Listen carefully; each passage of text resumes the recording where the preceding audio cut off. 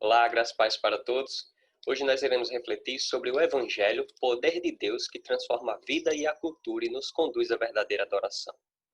No capítulo 4 do Evangelho segundo escreveu João, do verso 24 ao 26, a Bíblia nos diz assim: Deus é Espírito, e importa que os seus adoradores adorem ao Pai em espírito e em verdade.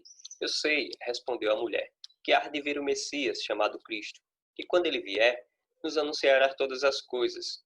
Disse-lhe Jesus: Eu o sou, eu que falo contigo. Mas para que possamos entender o porquê o Evangelho é poder de Deus que transforma a vida e a cultura e nos conduz à verdadeira adoração, a respeito do que João quer nos ensinar nesse encontro de Jesus com a mulher samaritana, é preciso voltarmos um pouco nas Escrituras lá para o Antigo Testamento. No segundo livro dos Reis, a Bíblia vai dizer que todos os israelitas e os judeus abandonaram os mandamentos do Senhor, porque os fizeram para si ídolos de metal em formas de bezerros e um poste sagrado, e inclinaram-se diante de todos os seres celestiais e prestaram culto a Baal. De maneira que o Senhor muito se indignou contra essa atitude que os israelitas, o povo de Israel, havia feito contra o Senhor seu Deus. Porque o Senhor, e por isso o Senhor os tirou de diante da sua face e nada mais ficou, senão somente a tribo de Judá. A Bíblia continua a nos dizer que até a tribo de Judá não guardou os mandamentos do Senhor seu Deus. Antes andaram nos estatutos de Israel, que eles fizeram.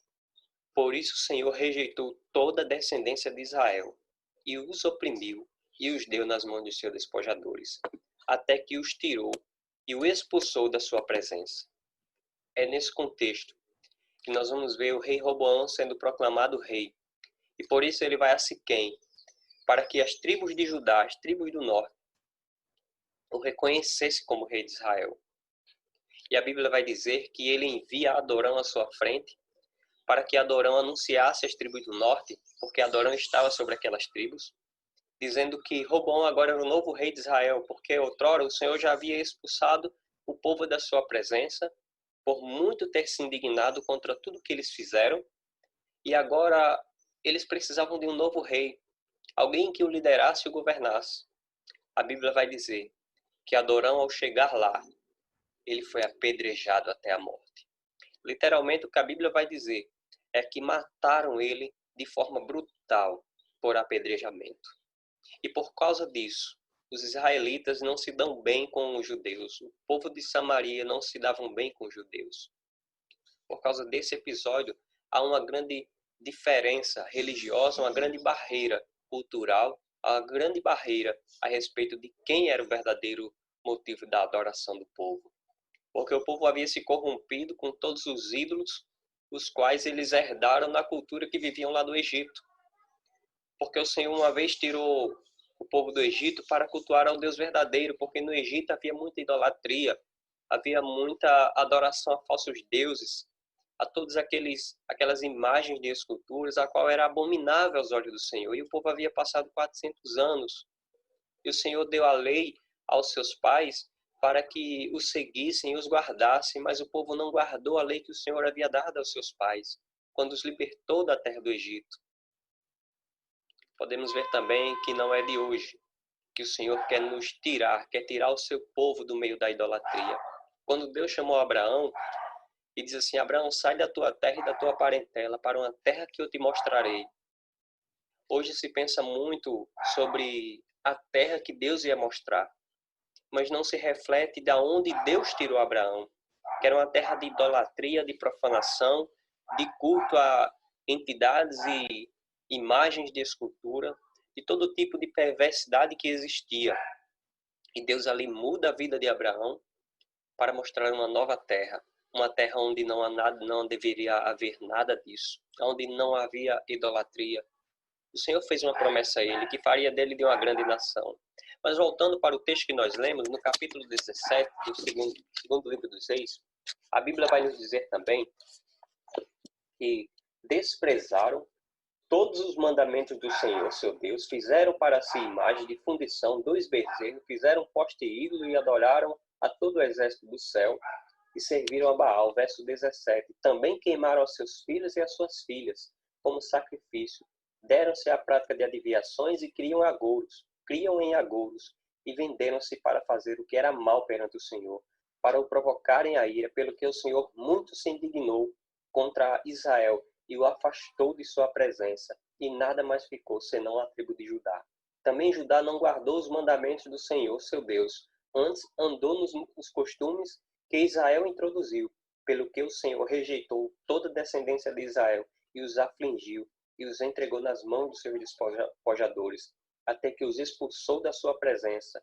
Pois, quando ele resgatou a Israel da casa de Davi, e eles fizeram rei a Jeroboão, filho de Nebate, Jeroboão apartou a Israel de seguir ao Senhor e o fez cometer grande pecado. O que a Bíblia vai nos mostrar é que esse episódio fez com que o povo vivesse uma vida de grande pecado, porque agora Deus não era mais o motivo da sua adoração, o motivo ao qual eles deveriam servir e adorar, porque eles rejeitaram os mandamentos do Senhor, rejeitaram toda a lei do Senhor, seu Deus.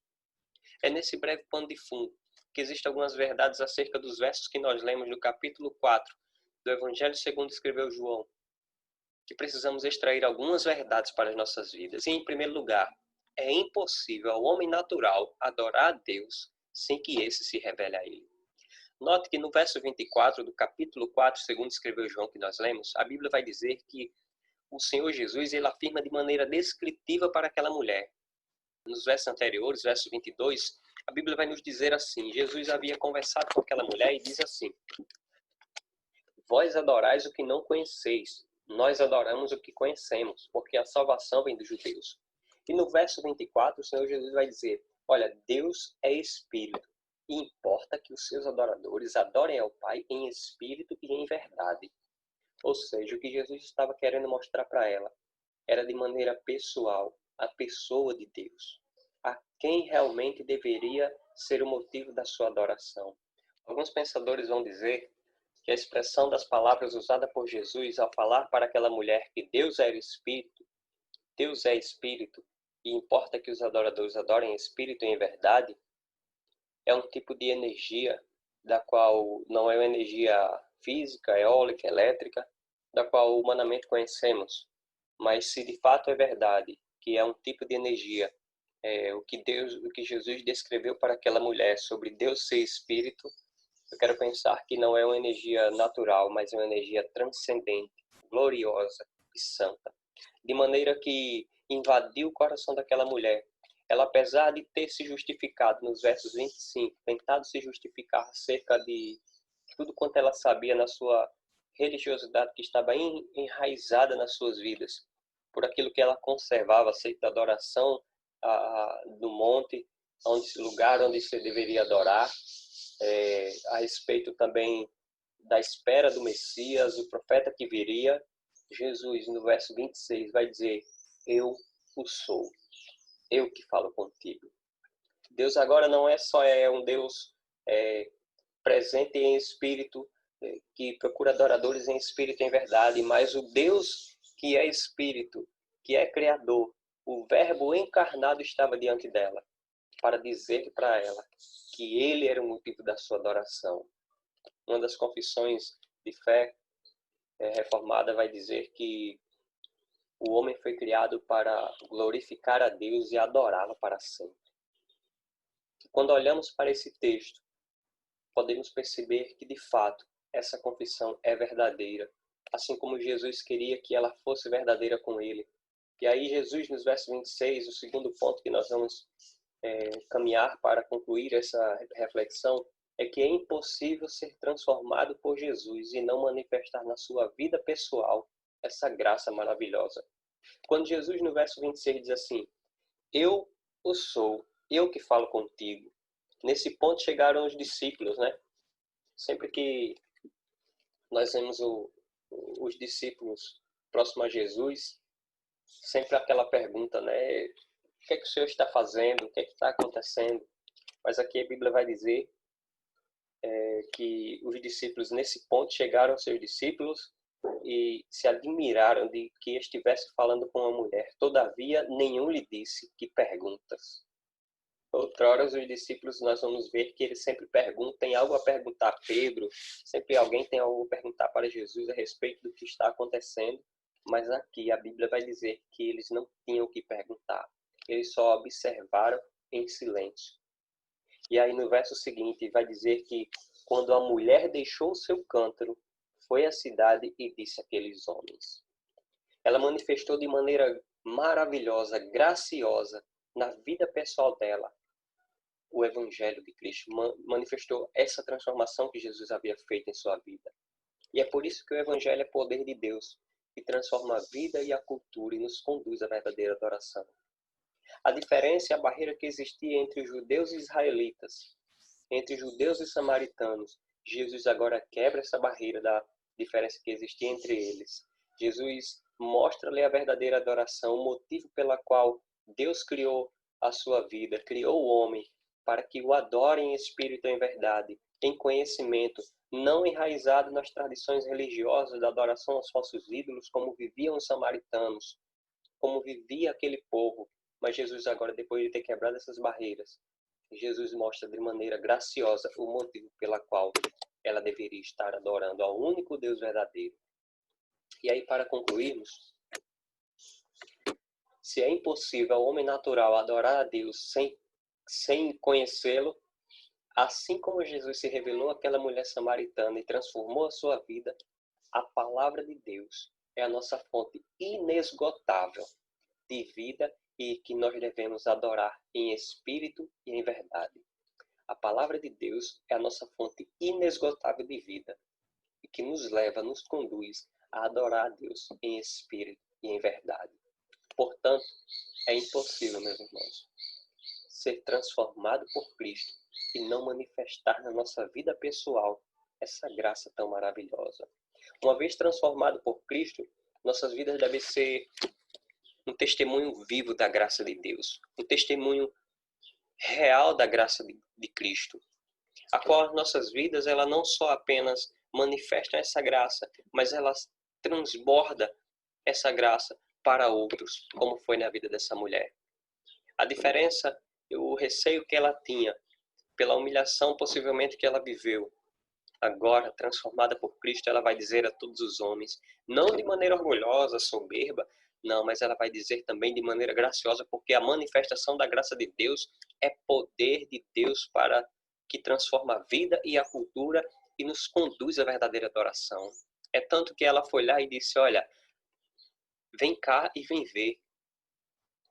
Existe um homem que me disse tudo quanto eu tenho feito. Ou seja, Jesus revelou a ela a sua maravilhosa graça. E ela pôde manifestar de maneira que outros foram alcançados e transformados pela palavra de Deus, pelo que Jesus havia falado. E aí nos versos 39 a 41 nós vamos ver que eles dizem, já não é pelo que disseste que nós cremos, mas porque nós mesmos temos ouvido e sabemos que este é verdadeiramente o Salvador do mundo. Não é pelo que tu disseste que nós cremos agora, mas é porque verdadeiramente nós vimos e nós cremos que este verdadeiramente é o Salvador do mundo. Não é pelo que nós pensamos, mas é pelo que a palavra de Deus nos diz, que nós cremos na esperança de vida eterna, no poder do Evangelho que transforma a vida, a cultura e nos conduz à verdadeira adoração. Que Deus possa nos conduzir a uma verdadeira adoração racional, uma verdadeira adoração cristocêntrica, para que as nossas vidas sejam um testemunho vivo a transbordar para outras, em nome de Jesus. Amém. Que Deus abençoe a todos.